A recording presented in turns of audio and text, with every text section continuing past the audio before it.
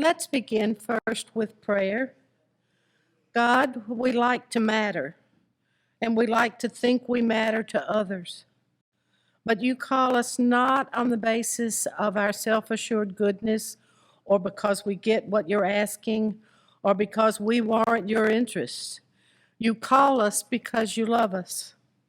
And because you love us, you work with us and correct us and help us and stay committed to us.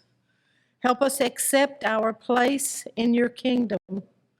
Help us learn to delight in reflecting your glory rather than wanting it to advance ours. Amen. The text lesson for today comes from Matthew chapter 20, verses 20 through 28. Then the mother of Zebedee's sons came to Jesus along with her sons. Bowing before him, she asked a favor of him. "What do you want?" he asked. She responded, "Say that these two sons of mine will sit, one on your right hand and one on your left, in your kingdom." Jesus replied, "You don't know what you're asking. Can you drink from the cup that I'm about to drink from?" And they said to him, "We can." He said to them, "You will drink from my cup, but to sit at my right or left hand isn't mine to give. It belongs to those for whom my Father prepared it." Now, when the other 10 disciples heard about this, they became angry with the two brothers. But Jesus called them over and said, "You know that those who rule the Gentiles show off their authority over them, and their high-ranking officials order them around. But that's not the way it will be with you. Whoever wants to be great among you will be your servant. Whoever wants to be first among you will be your slave. Just as the human one didn't come to be served, but rather to serve and give his life to liberate many people." When we look at these verses separately or in chunks, as we say when we're reading teachers, we find that 2 or 3 things that are particularly important. First of all, although James and John came with their mother and were there for the conversation with Jesus, it was she who spoke first when she said, "I would like for my sons to be seated at your right and left side." But when he answered her question, Jesus directed his response to the men, whether he knew that they were out of line to ask that, or whether they were surprised by what she said. We don't know. But it was she who asked first. But notice what question he responded with. He did not answer her question. Rather, he responded with a question himself. "You don't know what you're asking. Can you drink from the cup I'm about to drink from?" Whether we intend to or not, we use a lot of analogies when we speak. We don't think about, "Oh, I'm going to use an analogy. This will be great." Instead, we subconsciously or unconsciously compare the unusual to the ordinary because it helps people understand what we're saying. And so when he said, "Can you drink from the cup?" he did not mean that literally. He did not mean, "Will you take a swallow out of this glass?" Instead, drinking from that cup refers to doing what I do experiencing what I'm going to experience, go through the pain, the humiliation, the torture, all of that he knew was coming. And it's not like they did not know. He had already, this was the third time at least, that he had told them that this trip to Jerusalem is going to be much different from the usual. He specifically told them, this may be the last time. I'm going to die here. You may not soon this. You may not see me again after this. But they refused to believe it. They didn't understand what he was trying to tell them. I don't know, and I don't know that anybody does. We have our opinions, but I don't know that anyone knows exactly why they don't seem to grasp what he told them, but they don't. Because they responded almost too quickly. Yes, we can. We can drink from the same cup that you're drinking from. You must remember that even when Salome said, say that you will let these two sons of mine sit on your right and left hand in your kingdom. Most of the Jews of that time, and including and in particular, the followers of Jesus, believed that the kingdom would be an earthly kingdom. And so she's asking if they will have positions of power here on earth. And so when he said, can you drink from that cup? It is reasonable to think that perhaps they meant, yes, we can. We will stick by you, even if it's an unpopular reign that you will have, even if you're going to change things, even if you're going to meet with condemnation. We'll stand by you through thick and thin. But they still probably were thinking of an earthly kingdom. He went on then to say, you will drink from my cup. Remember, aside from Judas Iscariot, James was the first person of the disciples martyred. John was exiled. As far as we know, the only one of the disciples to die a natural death, but he did it in exile to Patmos for many, many years.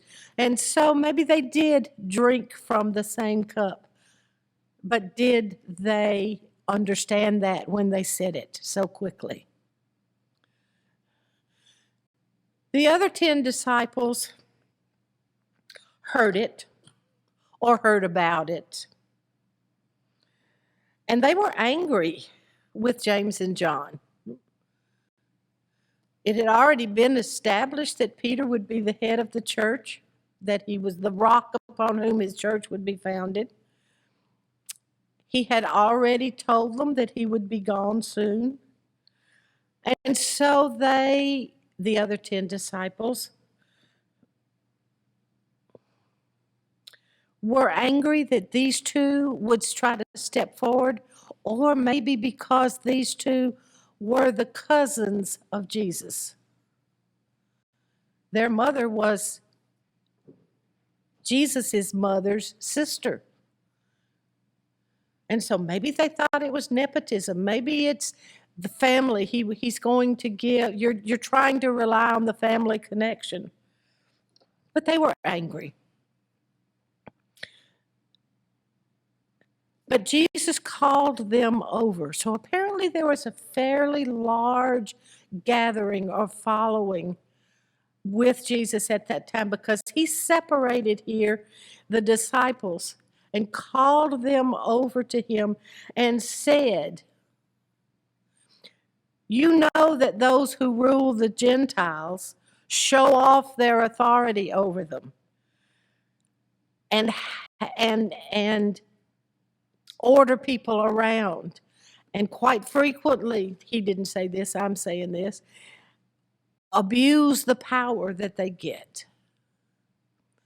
Unfortunately, that's fairly common. Power, especially brand new power, often goes to our heads.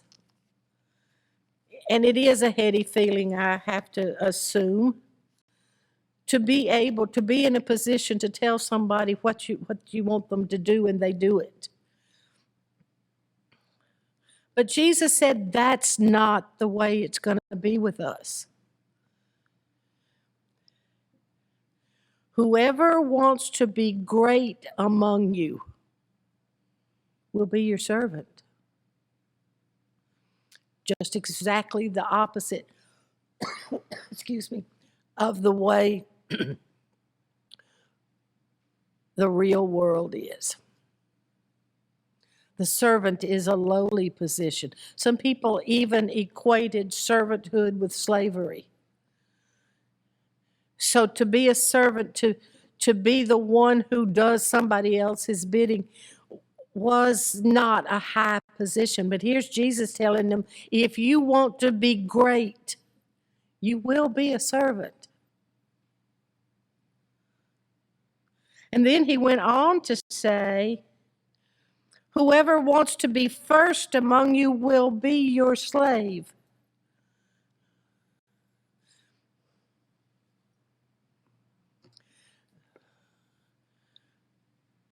A lot of us have the utmost respect for those people who have careers in what we call service industries. The doctor who serves the sick, the lawyer who serves the unfortunate who have gotten themselves in whatever kind of mess they're in, the one who serves by teaching, the one who serves their government, a politician. We respect those people. But who among us, as a career, isn't a servant? And now remember, I'm just talking about a career here. The homemaker, she's serving her family. He is serving his family. The plumber is serving the public. I certainly respect that person. The electrician, hospitality workers, all of us are servants in our careers, but we don't think of it that way. But how many of us are servants in our personal choices when I'm not at work, when I'm at home with my family, when I see my friend in pain, when I plan my day? How many times do I plan to serve someone outside of my career? I'm a teacher. I consider myself a servant at work. But I don't know. I'd have to sit and honestly look to see how much of my life outside of the school is a service-oriented life. And even when I was preparing this lesson, I don't know that I stopped and did that because I may not have wanted to know what the answer was.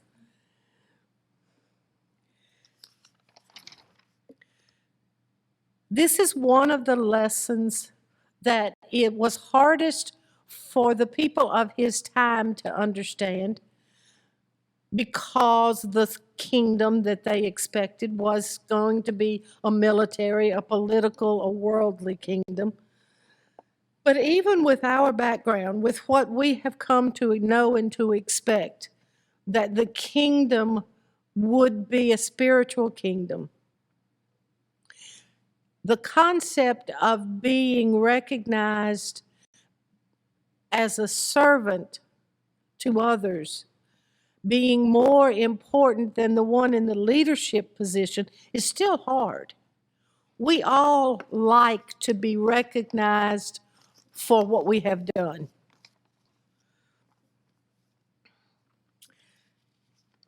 if I've worked hard and finally done something that I'm proud of, I want somebody else to know it. I want somebody else to recognize it. Does that negate whatever my service might have been? Perhaps if the only reason that we have done it is because, whatever it was, is our motivation that counts. Why did you do it? But it's something to think about. Other things.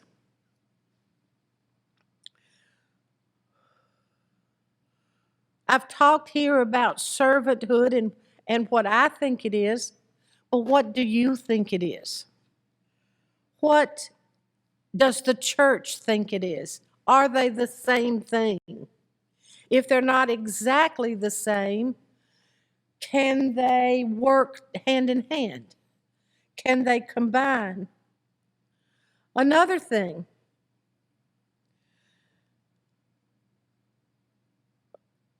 is ambition wrong if you look at it from this light? Is my desire to be the best that I can be wrong? Should I not worry about being the best at what I want to do?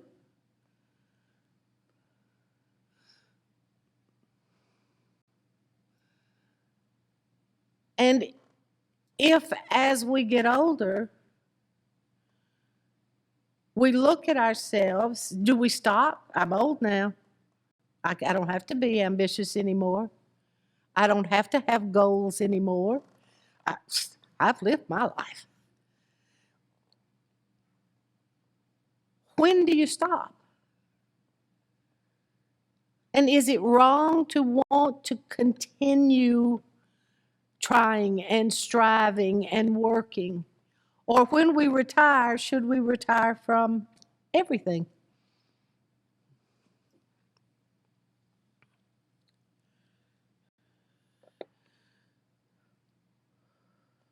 Jesus never suggested that being a servant would get you any kind of privilege.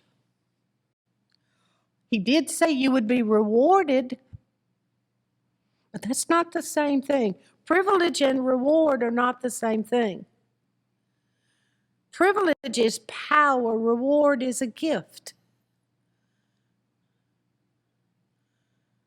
Jesus never said you'll be powerful if you're a servant.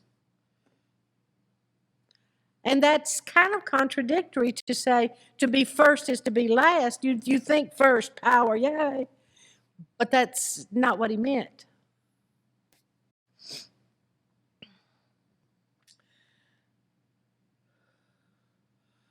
When Jesus referred to drinking from his cup, we know from our position in the future, we know that he was talking about his suffering and death. They had been told, but for whatever reason, they were not believing him. Maybe they didn't want to. Maybe they took it a different way. It doesn't matter.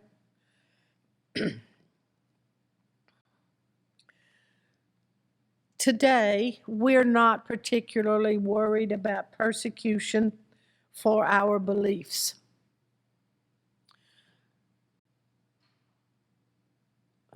In the 40s and 50s, 30s, 40s, 50s, even the 60s, to be Christian was to be the majority.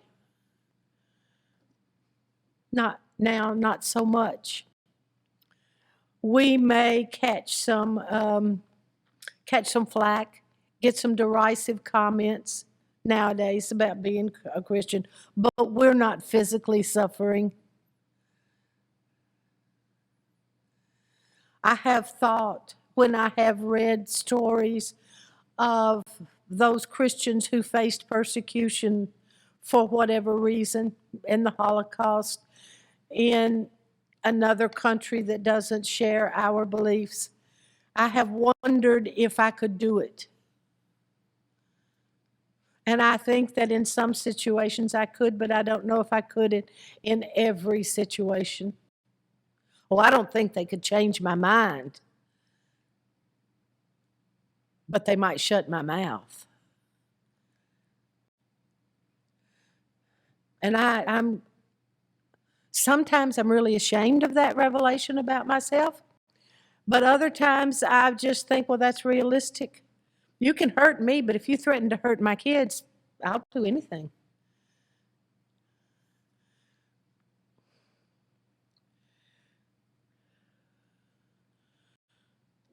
So this idea of being a servant, of placing yourself last, is easy to say, oh, yeah, I can do that. Yes, that's what I want. But I don't know that it is as easy as we tend to think it is. I can think of circumstances where I would be sorely tempted to back down.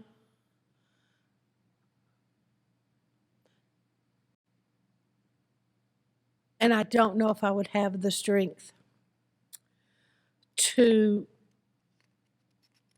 sacrifice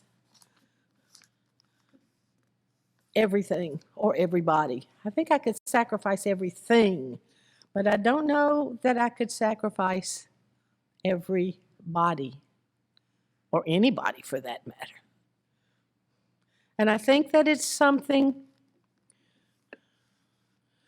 that we need to think about as individuals. When I go before God,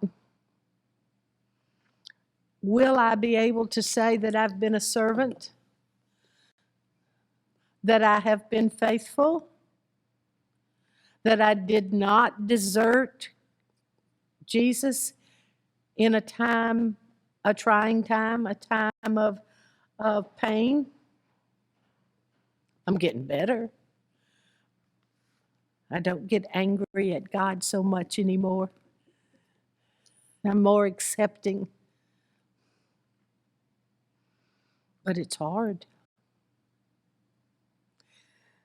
Let's end with prayer. Dear God,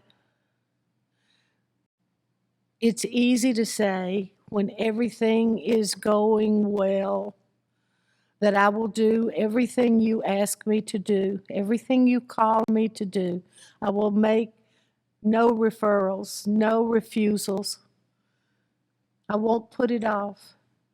But when things get hard, it's much more difficult to do the right thing. But I have learned, God, that I can do what you want me to do if I will stop and wait for you to show me the way to do it. Please help us all to learn to listen to what you're telling us. You're always talking to us, always showing us. Help us to recognize and accept the things that you want us to do. Amen.